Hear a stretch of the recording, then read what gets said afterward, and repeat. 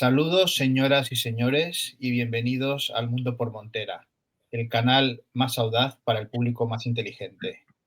Hoy nos acompaña, por segunda vez, tenemos el honor de tener a don Juan Antonio Aguilar, presidente del Instituto Español de Geopolítica, experto en cuestiones militares y de geoestrategia, para hablar, como no puede ser de otra manera, del tema de actualidad que es Siria. ¿Qué tal, Juan Antonio? ¿Cómo estás? ¿Qué tal? Muy buenas y bueno, pues un honor estar aquí. Muchas gracias. Bueno, hemos visto todas las noticias sobre Siria. Parece que la prensa, digamos, clásica está encantada con lo que ha pasado en Siria. Yo estoy asombrado con, por ejemplo, por poner un nombre, Televisión Española, ¿no? Parece que Almudena Ariza se ha enamorado de algún yihadista o algo así, porque los presentan como hombres de paz y adalides de la democracia. Y bueno, queríamos, bueno, la cuestión es, me gustaría saber tu opinión sobre todo esto que está pasando y qué es lo que va a pasar a partir de ahora, porque esa es la gran incógnita, ¿no? Sabemos qué es lo que ha pasado, pero ¿y ahora qué? ¿Y ahora qué? Hombre, a ver, vamos a, primero un apunte, efectivamente, por el tema de los medios de comunicación, porque claro, yo creo que es fundamental. Es decir, y si quien nos vea, quien nos escuche, tiene que tener claro y partir de un hecho que lo que le están contando a través de los medios de comunicación corporativos, lo que yo llamo la gusanera mediática, es un gigantesco bulo. Un gigantesco bulo. Una mentira de tamaño cósmico. Sea televisión española, los canales privados, la prensa escrita, las radios y muchas de las páginas de youtubers y de información que corre por las redes sociales. ¿Y por qué digo es un tremendo bulo? Pues porque nos venden una historia oficial que es la siguiente. Un grupo de rebeldes moderados, contrarios a la dictadura de Bashar al-Assad, entre los que hay algún ex yihadista de épocas anteriores, pues ha logrado, en una ofensiva relámpago, ha logrado derrotar al ejército sirio, llegar a Damasco, hacer huir a Assad y tomar el poder, derribando así una dictadura de 30 años y trayendo un proceso de libertad, democracia que todos bueno, pues celebran de forma jubilosa, ¿no?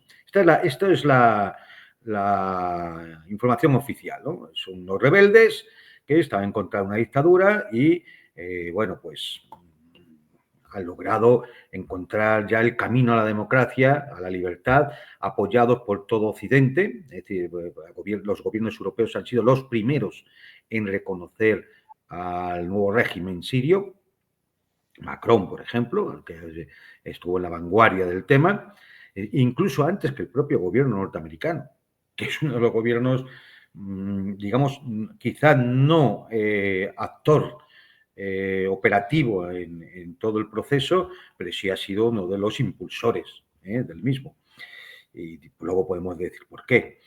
Pero bueno, esto es la información oficial. Bien, todo eso es un gigantesco bulo, una mentira. O sea, las televisiones mienten, la prensa miente, las radios mienten porque intentan hacer una falsificación de la realidad para que usted piense que es otra cosa. La realidad es muy distinta. Es decir, la realidad es que toda una serie de grupos terroristas que se habían ido refugiando en la provincia norteña de Idlib, en Siria, en base a unos acuerdos de rendición frente al ejército de Bashar al-Assad durante los 11 años de la guerra, que acabó con un acuerdo en 2018 en Astana. Bueno, pues estas gentes, pues con su familia, se fueron refugiando en esa provincia. En esa provincia estuvieron protegidos, fueron armados, financiados, sostenidos, organizados. ¿Por quién? Pues fundamentalmente por Turquía, por un tema de interés que luego comentaremos, y por los servicios de inteligencia occidentales. ¿Y cuál es el más importante de todos estos grupos? Bueno, ahí estaba el Ejército Libre Sirio, tiene otro nombre, el Ejército Nacional Sirio, que es lo que ellos llamaban la oposición moderada, vamos a llamarlo así. Ahí había otros grupos terroristas y sobre todo estaba el grupo principal, el más potente de todos, que era Al-Qaeda. Nada más y nada menos, ¿no? Nada más y nada menos, que era el que luego se nombraba en Siria como Frente al-Nusra y ahora ha tomado el nombre este de HTS, ¿no? Dirigido además por un personaje que es Al-Kulabi, que no es su nombre verdadero, es su nombre de guerra. El nombre verdadero es otro, impronunciable, lo tengo por ahí, que, bueno, este había sido uno de las manos derechas de Al-Zarqawi, es decir, el cabecilla, el mando supremo de Al-Qaeda una vez que murió Osama Bin Laden. Estamos hablando de estos personajes. O sea, un angelito, ¿no? Estamos hablando de estos personajes. Y estos son los personajes que, junto a elementos, bandas del Estado Islámico que estaban protegidas alrededor de la base norteamericana de Al-Tandaf en la parte sur de Siria, sureste de Siria, y junto a otros grupos armados en la parte noreste, que ya rondando con las zonas kurdas, bueno, pues son los que han actuado en esta ocasión. Y alguien dirá, vale, pero entonces, ¿qué ha pasado? Muy resumidamente, porque lo hemos ido hablando en otros canales y ha aparecido en muchos medios, yo creo que más o menos todo el mundo tiene claro. Bueno, aquí ha habido un colapso del Estado sirio, del régimen sirio, planeado. Esto no ha sido una cosa espontánea. De hecho, ya vamos conociendo detalles, cómo se había comunicado por parte de la inteligencia de Irán, por parte de la inteligencia rusa, ya incluso por parte de los jefes tribales sirios, ya desde finales de mayo pasado, se estaba informando que se estaba preparando una ofensiva de este tipo. Otra cosa es que a lo mejor pensaran si iba a ser tan rápido o no iba a ser tan rápido. Bien, el caso es que con una ofensiva preparada, un ataque preparado sobre Alepo, ya desde hacía meses, es evidente que alguien decide aprovechar eso para dar un golpe de Estado. ¿Qué es lo que y disculpa que te interrumpa, porque esto me gustaría subrayarlo. Te he escuchado ya en otros canales y tú sostienes que esto ha sido un golpe de Estado. ¿Y por qué digo que es un golpe de Estado? Porque, hombre, solo hay que ver cómo se produce. Es decir, lo que se aprovecha es un supuesto, un supuesto desestabilizador máximo, un ataque yihadista. Entonces, aprovechando esa circunstancia, todo el Estado deja de funcionar. Nada se opone a la acción de unos pocos miles de yihadistas. Unos pocos miles. Sí, vale, los han armado muy bien, los han entrenado muy bien, usan drones y demás. Pero es que el ejército sirio eran 250.000 efectivos, que tampoco estaban desarmados, con apoyo aéreo propio y apoyo aéreo ruso, con milicias chiíes que estaban allí, tanto desde Irak como de Líbano, con asesores militares iraníes, con milicias propias de los jefes tribales en algunas zonas de Siria. Y entonces resulta que no hay una sola unidad dispuesta a combatir.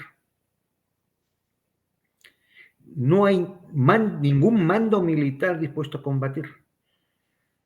A parecer el único eran las conocidas fuerzas Tigre. Pero hay que recordar que es que las fuerzas Tigre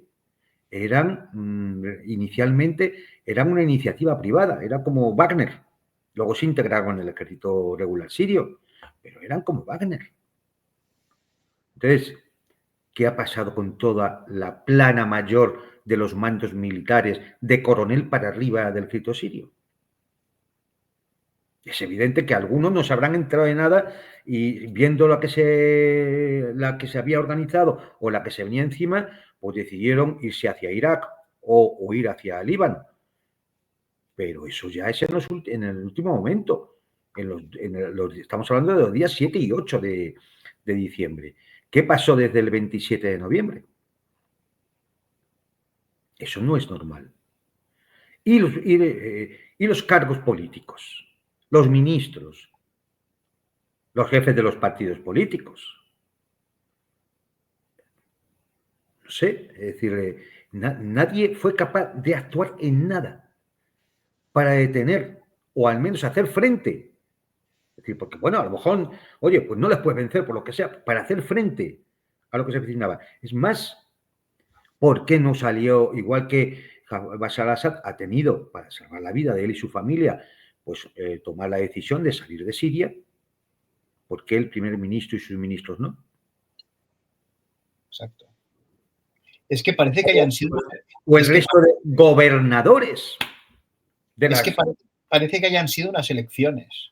Claro, es decir, allí esperando que llegara el cabecilla de Al-Qaeda para hacer la transferencia de poder. Es más, todavía sigue en funciones, porque aunque ya sabemos quién va a ser el primer ministro, es decir, realmente todavía no se ha producido el traspaso de poder, todavía sigue en funciones. Es decir, el primer ministro de Bashar al-Assad sigue en funciones en Damasco. O sea, si a esto a alguien le parece normal, es decir, yo entiendo que evidentemente no es una forma clásica de golpe de Estado. No, no, desde luego. Pero... Es una forma más rebuscada, ¿no? Más rebuscada. De hecho, date cuenta una cosa. Si hubiera fallado, ¿qué se hubiera escrito? Que hubo una ofensiva yihadista que fue detenida por el ejército sirio acercándose hacia Alepo. Ya está, esto hubiese sido la historia. O a lo mejor hubiera habido unas semanas de combates o lo que hubiese sido. Nadie hubiera pensado que es que todo el Estado sirio se derrumbaba. Tanto si pasaba una cosa como la otra, la narrativa era polivalente, digamos. O sea, claro, es decir, al final tú tienes la posibilidad de, en función de cómo vayan los acontecimientos, dar un relato o dar otro. Los dos los tienes preparados. Esto suena también recuerdo a un conocido golpe de Estado que se dio en España en el año 1981. Siempre hay dos relatos preparados, en función de cómo vayan los acontecimientos. Entonces, bueno, pues por eso yo sostengo que esto es un golpe planeado, aprovechando que efectivamente, como ya se sabía, iba a haber, es más, si ya se sabe, y la inteligencia siria, ¿qué pasa? Cuando es informada, o los mandos militares, es informada por la inteligencia iraní y por la inteligencia rusa de que va a ocurrir lo que va a ocurrir, y no hacen nada. Sí, sí. ¿Cuántos altos mandos militares habrán sido sobornados para dar este golpe? Se habla del MI6 británico, que es experto en estas cosas. Finalmente, otra cosa que me resulta que apoya un poco esta tesis del golpe de Estado, digamos, postmoderno, que se ha dado, es la reunión en Doha. En la reunión en Doha, que es una reunión muy curiosa, porque participan todos los países árabes de la zona, más Irán, más Turquía, más Rusia. No hay representación siria y no hay representación de ningún país occidental. Y allí lo que aparece es que Bashar al-Assad está dispuesto a abandonar el poder y que se va. Y que lo único que quiere es una transición pacífica. Es decir, Bashar al-Assad ve que evidentemente no cuenta con nadie de su alrededor. O sea, lo que era la élite política económica siria, incluso la élite alauita a la que pertenece Bashar al-Assad, había decidido que tenía que cambiar. Bueno, como eso coincide con una avalancha yihadista que, claro, sorprendidos incluso de su propio éxito, entre comillas, porque nada les detiene, bueno, pues efectivamente hay un cambio de poder. ¿Qué se habrá pactado con Turquía? Eso lo iremos viendo. Esa propia élite siria pues, habrá decidido que es el momento de acabar con una situación paupérrima que sufría el gobierno sirio, el régimen sirio, debido a las sanciones, a la ley César norteamericana, que el robo del petróleo desde las zonas kurdas, el robo agrícola también desde las zonas agrícolas del norte. Claro, esto hacía que la población, después de 5 años, pues estuviera ya harta y dispuesta a, de alguna forma, aprobar lo que viniera.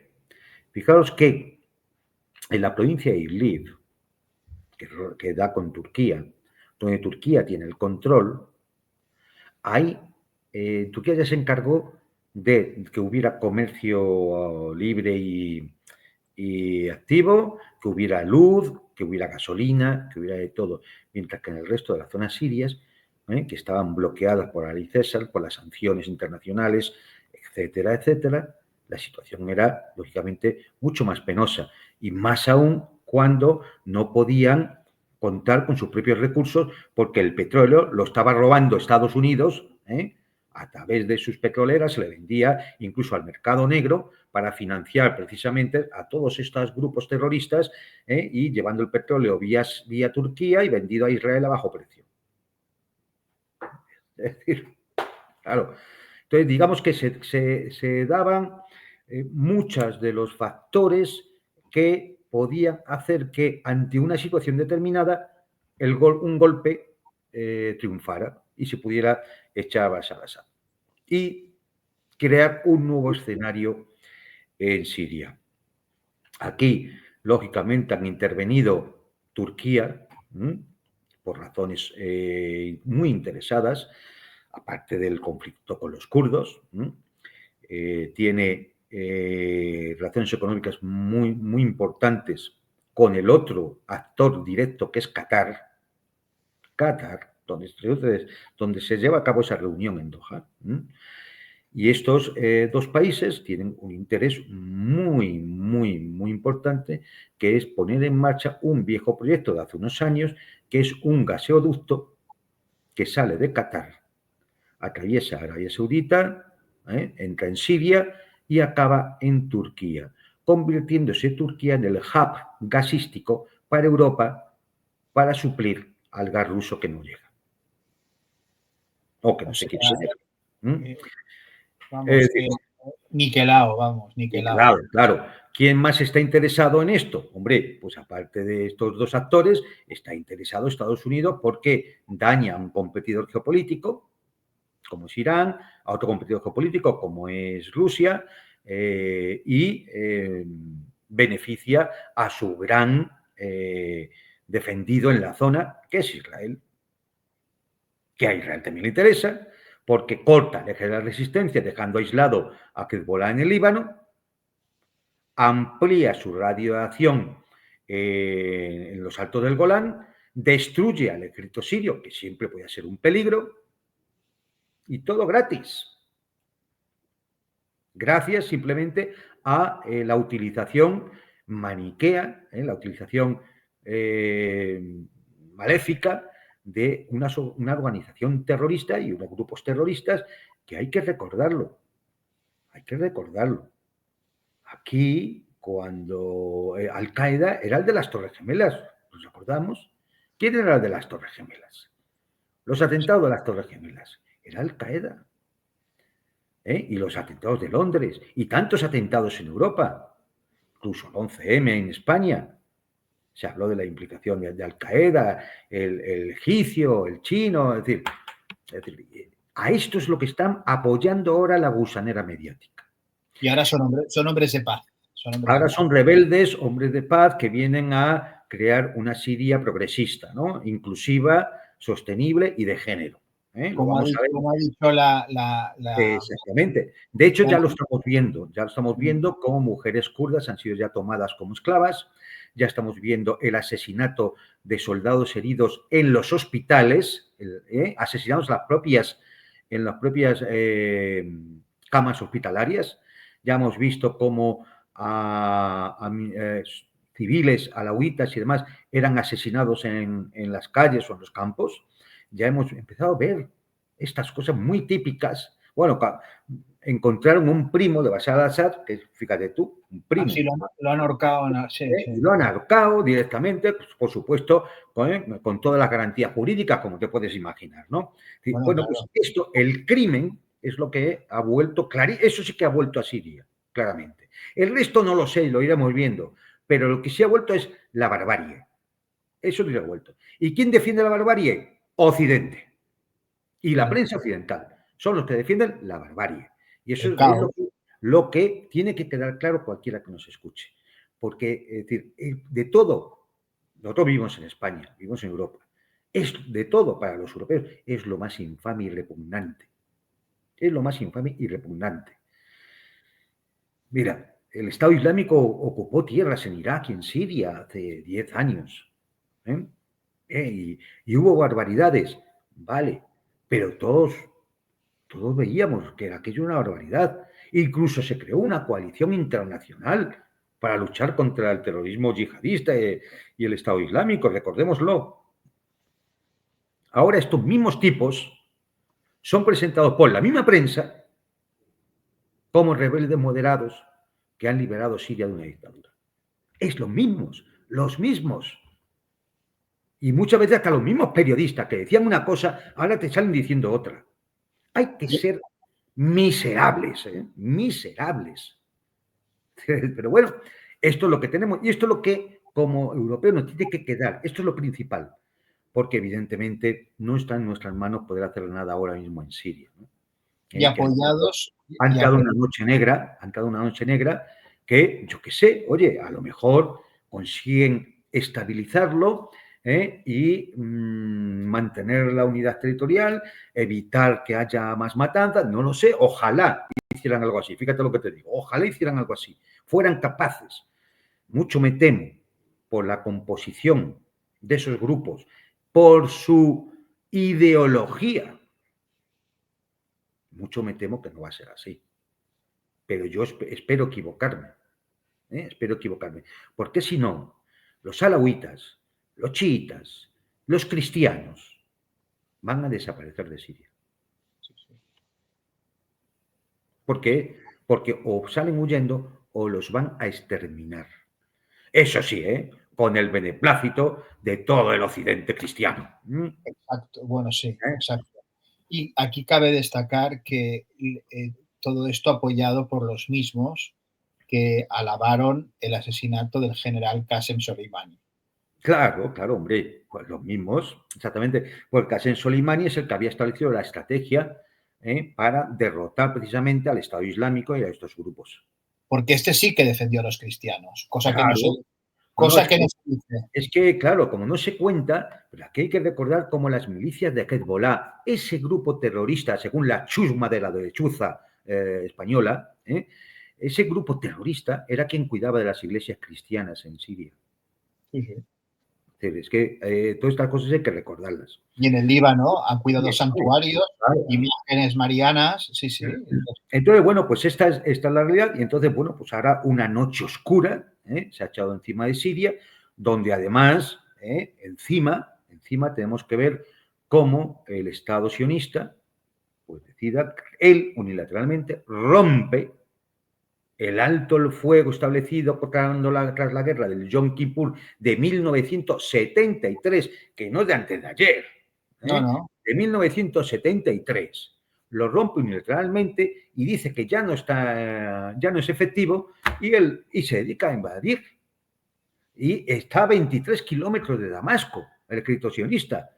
¿Y ha habido alguna condena occidental o le parece bien? Eso no es una agresión, ¿no? Eso no es una agresión, eso no es... a ver, el señor presidente del gobierno español, igual que los demás. A ver, aquí no hay agresión entonces. Es un acto de amor. Sí, aquí no lo hay. Aquí no hay ninguna agresión. Esto es, la soberanía e integridad de Ucrania es muy importante, pero la de Siria no. Es decir, esta doble moral lo que indica única y exclusivamente es una especie de supremacismo moral en la cual lo que yo hago está bien porque soy yo. Claro, porque soy yo del occidente glorioso, democrático, inclusivo, sostenible y de género. Mientras que si lo hacen los demás, está mal, son los agresores. Es lo de siempre, ¿no? Es decir, y a veces es muy cansino repetir lo de siempre, pero como todavía hay gente que se dedica a escuchar los medios falsarios y prostibularios de la gusanera mediática, pues habrá que repetirlo mil y una vez, ¿no? Hasta que entendamos cuál es la naturaleza real de la situación que vivimos y de los mecanismos de falsificación de la realidad con la cual todos los días intentan intentan reírse de nosotros, intentan ofendernos pensando que son todos imbéciles, y es, bueno, pues, pero bueno, pues, mira, hay gente que está dispuesta a tragar con lo que sea. Hemos tragado ya, en los últimos años hemos tragado con muchas cosas muy raras. Desde que empezamos con lo del bichito, hemos tragado con muchas cosas muy raras, ¿no? Oh, totalmente. Entonces, bueno, pues, y seguimos con las mismas, ¿no? Totalmente. Oye, una cosa, ¿qué opinas? Porque a mí es interesante el papel de Turquía, que es este Erdogan, es una especie de ladino, un tipo que le da todo, y luego cómo va a afectar la relación entre Turquía y Rusia, porque los rusos no están muy contentos con todo esto. A ver, ¿Cómo lo... es decir, a ver, Turquía, Erdogan, es un viejo zorro. Es verdad que él intenta sacar partido y sacar beneficio de cualquier posible situación. Y eso, en principio, mira, no es ni criticable. Yo entiendo que en la política y en las relaciones internacionales, pues oye, los intereses de mi país, pues son los intereses de mi país y está por encima de cualquier cosa. Es verdad que es muy farrullero, es verdad que es una persona de poco fiable, es alguien que precisamente por esa forma que tiene de llevar las relaciones internacionales, pues busca estar sentado en todas las sillas. Él piensa que estando en todas las mesas, pues al final acaba sacando algo de cada una de ellas. Hasta ahora es un juego que le ha salido más o menos bien. Claro, aquí había que ver si realmente él ha traicionado a Rusia, porque eso no lo sabemos. Por la reunión de Doha. Claro, por eso no lo sabemos. Entonces, es decir, puede que a lo mejor lealmente, pongamos esto entre comillas, Turquía sí le dijera a Rusia, mira, esto va a ocurrir, nadie sabe qué va a pasar, pero esto va a pasar. Yo tengo problemas con los kurdos, yo tengo mi situación económica también, yo tengo millones de refugiados sirios, es decir, yo no puedo seguir evitando esto. Pero claro, una cosa es que te lo diga ya en Doha, o que te lo hubiera dicho anteriormente, o que hubieras tenido capacidad de poderlo. La cuestión está en que efectivamente Erdogan, ¿qué ve? Erdogan ve que se va a quitar unos millones de refugiados, que es un coste para el Estado sirio en una situación económica que no es precisamente muy bollante. Erdogan ve que a lo mejor se abre la posibilidad de ese gasoducto que venga de Qatar y convertirse en Turquía en el clúster de suministro de gas hacia Europa, lo cual serían importantísimas ganancias. Erdogan ve que esto le convierte, sube varios escalones en su influencia como potencia regional, pues claro, de alguna forma le ha cortado el paso a Irán. Claro, lo ha dejado allí. Es decir, y además esto alimenta la visión de Erdogan de recuperar el Imperio Otomano. El nuevo sultán. Claro, y cualquiera que recuerde el Imperio Otomano sabe que toda esa zona siria y demás, eso perteneció y estuvo bajo el Imperio Otomano hasta, bueno, prácticamente la mitad del siglo XX, como quien dice. Entonces, bueno, no, a principios del siglo XX, esa veleidad que tiene Erdogan y el partido de Erdogan de buscar el retorno del Imperio Otomano, pues claro, esto lo alimenta. Ahora, esto tiene problemas para Turquía, ¿eh? Tiene importantes problemas para Turquía. Pero esto ya sería un poco, si hablamos un poco luego de perspectiva de lo que puede pasar a futuro con los distintos actores, ¿no? Pero bueno, yo creo que ese ha sido el papel de Turquía. El papel de Israel, por ejemplo, yo creo que eran conscientes y sabían porque estaban en el tema, porque además han sido lo han reconocido ellos mismos estos días, que han alimentado a esos grupos terroristas. Incluso estos grupos terroristas en entrevistas con medios israelíes han dado las gracias a Israel por ello. Mira, sí. qué educados, ¿no? Lo cual es muy significativo, ¿no? Es decir, unos grupos islamistas que, oye, en vez de defender al pueblo palestino y demás, y enfrentarse a Israel como están haciendo el resto, oye, esto ni un tiro, ¿eh? Ni un tiro. Sí, entonces, no deja de ser todo bastante sospechoso, ¿no? Bueno, pues ahora, ¿qué pasa? Una cosa es lo que Israel pensara en un momento dado en cuanto a esta operación que podía servir para romper las líneas de suministro a Hezbollah, y otra cosa es encontrarte con que el gobierno en Damasco ahora está en manos de unos tipos que son subsidiarios del gobierno turco.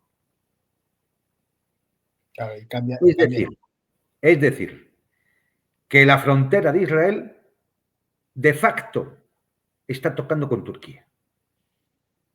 Eso provoca dos situaciones. Una, que Israel no controla entonces toda la situación, de ahí esa acción preventiva de ofensiva contra Siria para destruir toda su capacidad militar. 400 misiones aéreas en 2 días, para intentar destruir toda su capacidad militar. ¿Por qué? Porque se teme que esa capacidad militar pueda ser utilizada contra ella.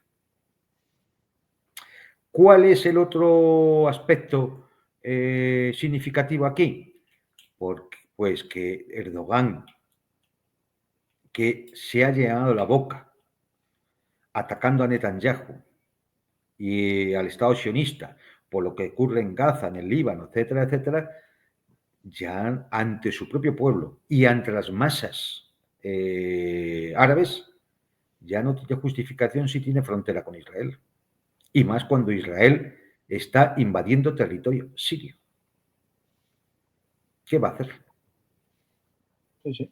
Esta es una de las primeras incógnitas de todo este tema, pero puede llevar efectivamente a un aumento de la tensión, porque recordemos que Palestina también formaba parte, Palestina y lo que hoy es Israel, también formaba parte del Imperio Otomano. Entonces, bueno, es decir, esto es una de las grandes incógnitas por las cuales, cuando estos días, en una primera lectura acertada, se decía, bueno, esto en un primer momento, y es así, a corto plazo, beneficia a Israel, beneficia a Turquía, beneficia a Estados Unidos y a las potencias anglosajonas, y perjudica a Irán, y perjudica a Rusia, y perjudica a China. Pero eso es en el corto plazo, eso es una primera lectura. Pero a medio plazo, es decir, puede que todos se hayan metido en un berenjenal del que tengan una muy difícil salida. Es decir, que se vayan ver todos envueltos en una vorágine en la cual ni Irán ni Rusia ya tienen por qué estar enfrascados. En la cual Irán lo único que tiene que hacer en estos momentos es establecer cuál va a ser la línea de suministro a Hezbollah para no dejarlo aislado. Y Rusia lo único que tiene que hacer es negociar cómo mantener sus bases estratégicas en Siria. Lo demás va a caer sobre las espaldas de Turquía, de Israel, de los Estados Unidos y de Europa. En definitiva, concluyendo esto, ¿no? Es decir, que en un primer momento y a corto plazo podemos pensar en que hay unos perjudicados y unos beneficiados, pero esto es a corto plazo. Es decir, lo importante es ver a medio y a largo plazo lo que esto puede significar. Y a lo mejor las cosas no son como algunos las han planificado. Cosa ya que haya ocurrido otras veces, recordemos Afganistán o Irak, por decir solamente 2 casos. En fin, lo cierto es que ahora se abre un panorama para Siria muy dramático y en concreto, bueno, para Siria y para todo el Oriente Próximo se abre un panorama muy dramático y que esto va a tener implicaciones, claro, lógicamente globales, ¿no? Es decir, ¿Y crees, por ejemplo, que todos los grupos étnicos, religiosos y demás que actualmente están en Siria van a aceptar sin luchar el gobierno que imponga la facción más preponderante? no, ¿O, por el no, contrario, va a haber follón? no, aquí, vamos, yo estoy convencido. Hay varios posibles escenarios, ¿no? Es decir, claro, son los posibles escenarios que le gustarían a unos y a otros, ¿no? Es decir, esto es lógico y normal. Pero entre los posibles escenarios hay unos que son más plausibles y otros que son menos plausibles. Mira, el escenario que más les gustaría, hombre, pues una república federal siria, democrática, donde los kurdos, los chiíes, o sea, los suníes, los alawitas, tuvieran sus zonas, sus autonomías, y todos en una asamblea parlamentaria con elecciones libres y democráticas, etcétera, etcétera. Esto es lo que le gustaría a Estados Unidos, a la Europa Occidental y demás, ¿no? Porque digamos que va con su discurso. Y además permitiría a las empresas occidentales entrar allí a expoliar, ¿no? Esto es lo que más le gustaría. Pero también es lo menos probable. Más probable es que es lo que posiblemente quieren la mayoría de suníes y evidentemente los grupos islamistas radicales, estos que se han colocado en el gobierno, que es una república islámica siria, donde la Sharia sea la única fuente de derecho público. O sea, la afgana, ¿no? Afgana. Quizás no con determinadas formas afganas, porque son un poco propias de aquella cultura, pero sí, estaríamos hablando de una república islamista. Esto es lo que en cierto sitio le gustaría a Turquía y a Qatar y a Arabia Saudita, porque al fin y al cabo, bueno, pues son los hermanos musulmanes, son las sectas wahabíes, son los salafistas. ¿eh? Recordemos, Osama Bin Laden y gran parte de la dirigencia de Al-Qaeda era egipcia y sobre todo de Arabia Saudita. Sí, sí.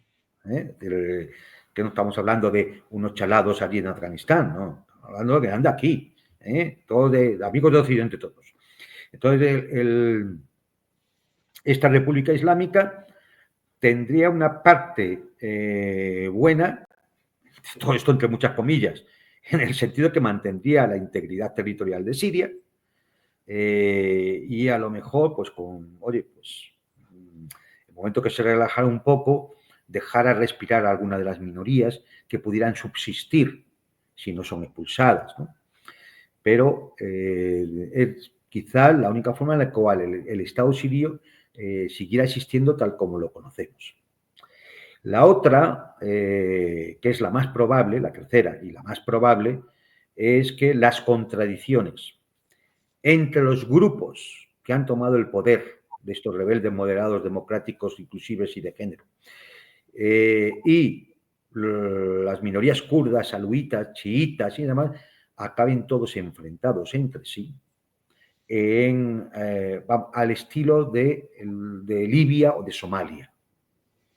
Es decir, donde ya ciertos territorios estén controlados realmente por caudillos o señores de la guerra, porque son de una determinada etnia o religión, enfrentados con los de al lado y con los de enfrente.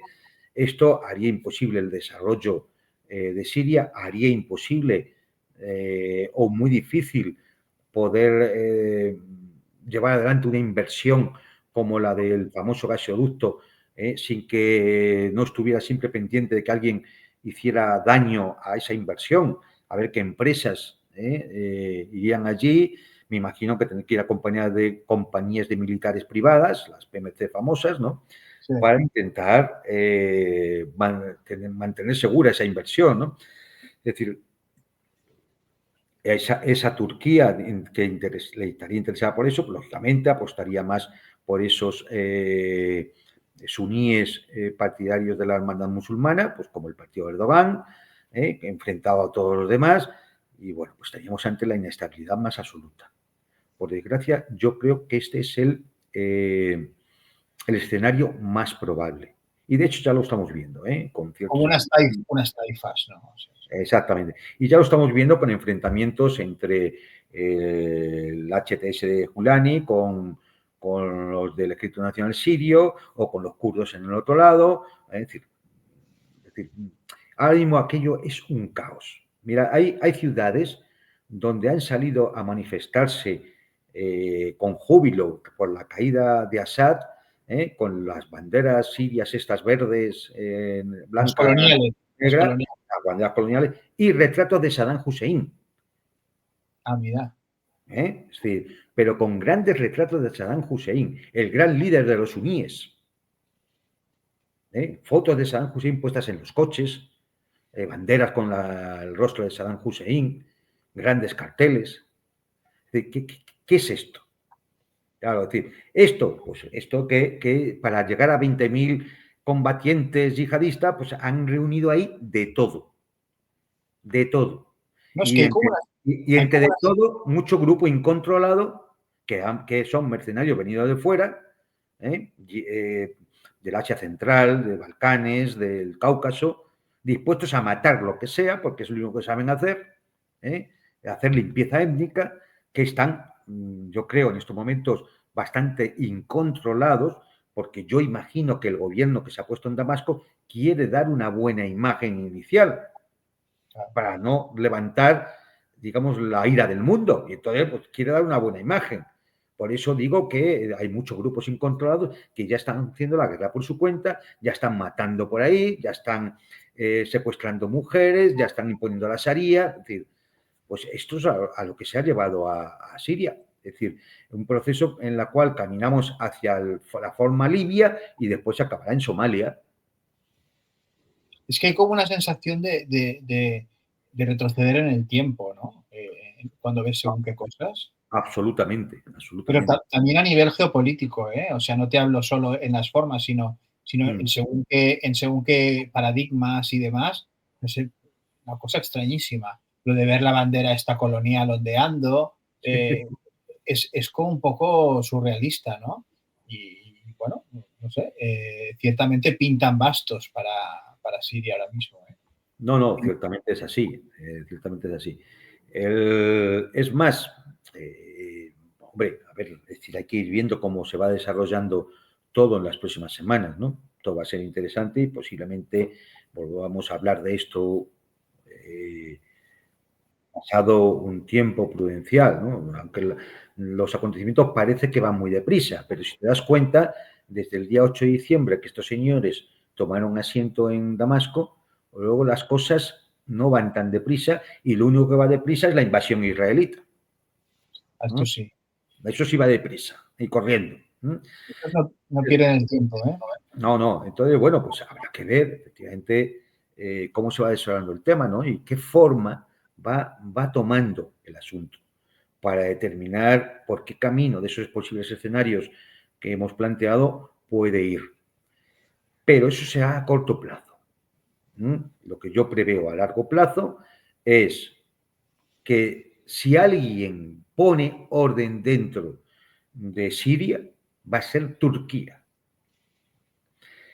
Y eso significará que llegará un choque con Israel. Esto lo preveo a medio plazo.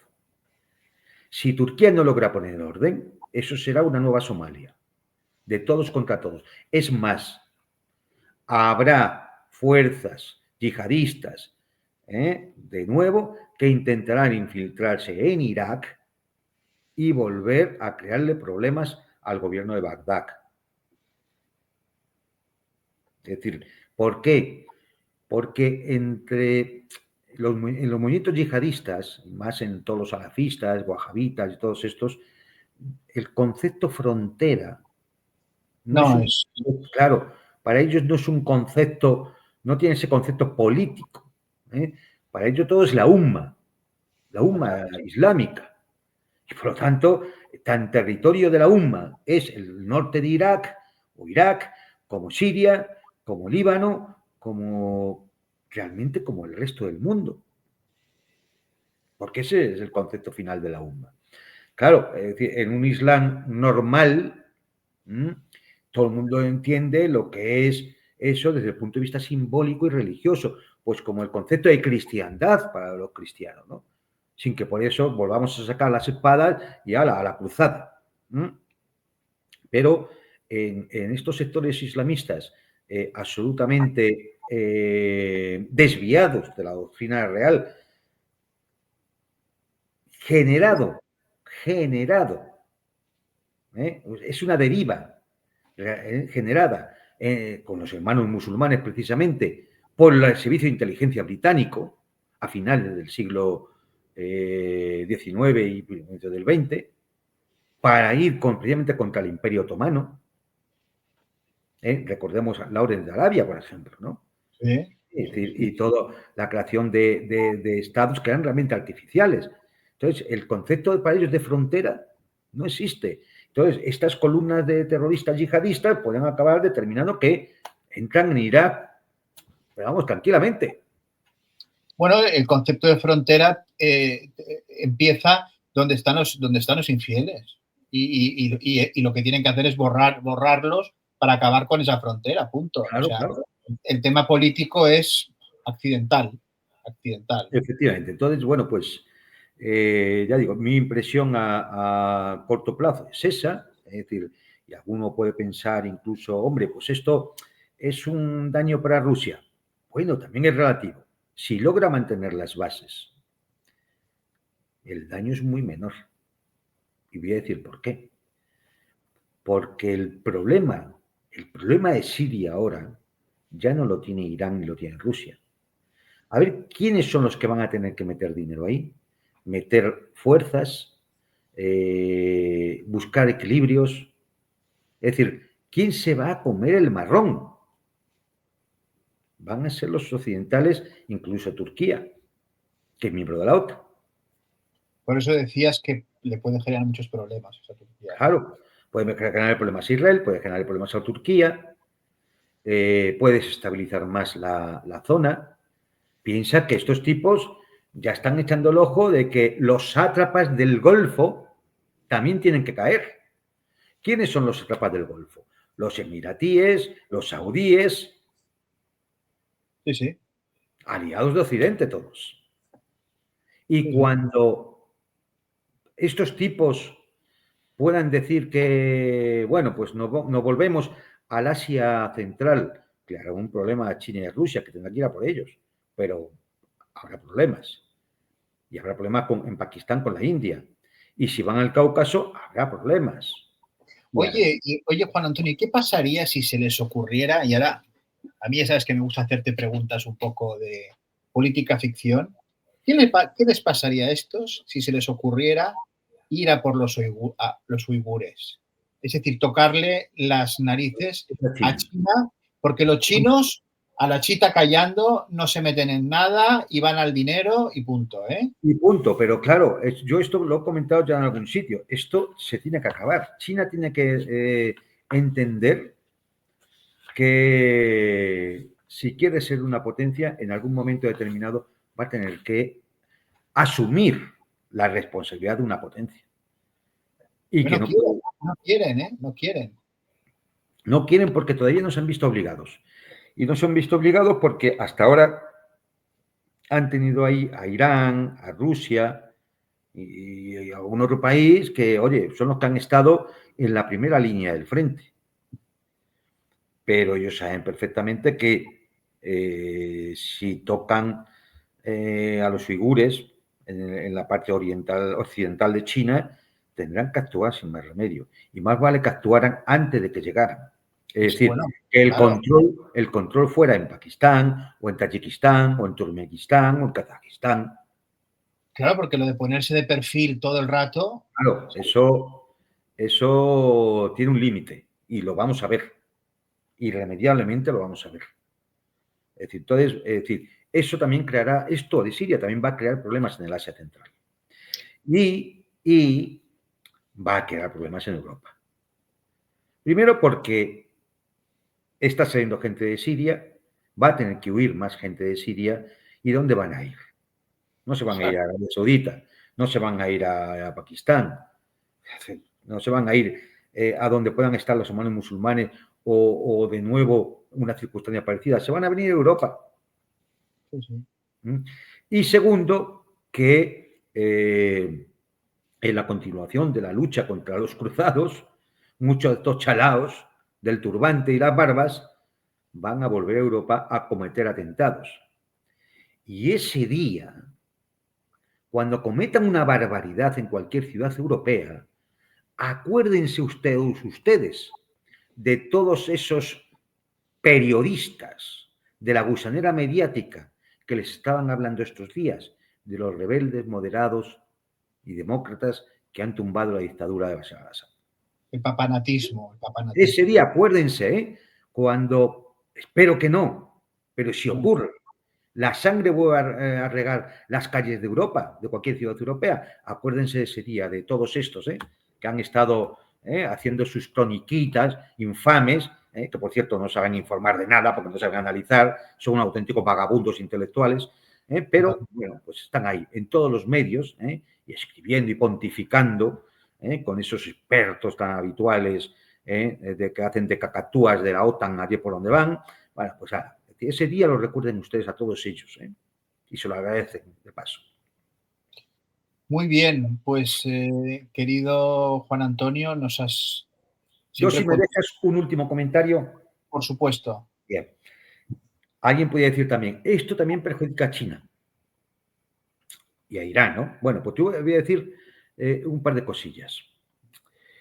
A Irán esto le hace más importante para China, porque Siria se había sumado al proyecto de la Franja y la Ruta, de la Ruta de la Seda.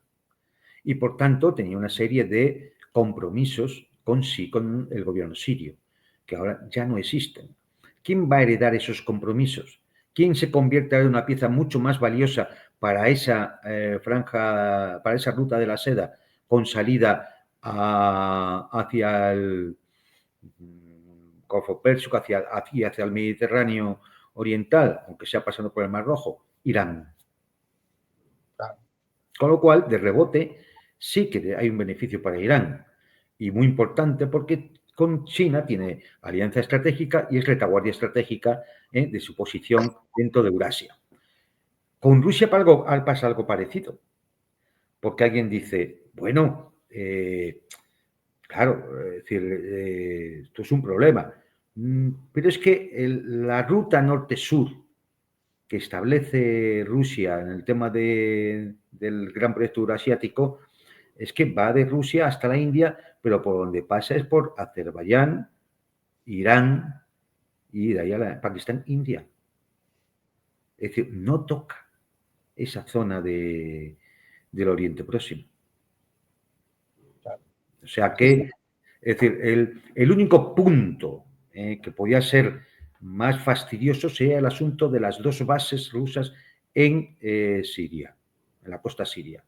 Pero ojo, también para eso hay alternativa, porque está la posibilidad de Líbano, está la posibilidad de Argelia, pero hay una posibilidad todavía, porque ya está firmada, que es una gran base en Sudán, una gran base marítima en Sudán, que permite llegar a todo el tema del África, del Sahel, donde la presencia rusa ahora es muy importante, y eso es lo que hacía que la base aérea que había en Siria fuera tan importante. Sería sustituida por una en Sudán.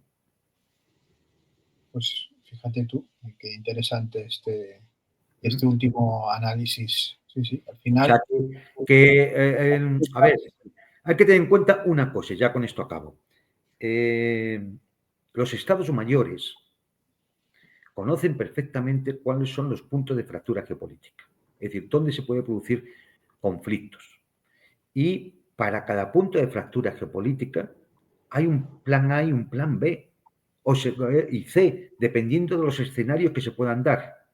Es decir, que nadie tenga duda de que este escenario quizás no como ha ocurrido, ni a la velocidad que ha ocurrido, pero que este escenario eran conscientes en el Estado Mayor iraní, en el Estado Mayor chino y en el Estado Mayor ruso que se podía dar. Porque estuvo a punto de darse en 2014, ¿eh? O sea, simplemente por eso. Es que estuvo a punto de darse. Por lo tanto, este escenario estaba contemplado. Y para este escenario, en función de cómo se suceda la cosa, seguro habrá un plan A, un plan B y un plan C. O sea, que nadie piense que esto es una catástrofe que no tiene solución. No, no, no. Es decir, las batallas en una guerra se pueden ganar o se pueden perder. Lo importante es ganar la guerra, la batalla final. Exacto. Entonces, dicho esto, yo creo que es un motivo de esperanza porque nunca está todo perdido. Aquí lo dramático y lo trágico es lo que va a sufrir el pueblo sirio. Exactamente. Eso sí. Hacia el cual dirigimos todos nuestros pensamientos porque estarán viviendo unas horas espantosas, sin duda, en esta incertidumbre que sin duda ha generado todo esto, ¿no? Y bueno, Juan Antonio, muchísimas gracias por volver al mundo por Montera y gracias por tus siempre atinadas y finos análisis, ¿no?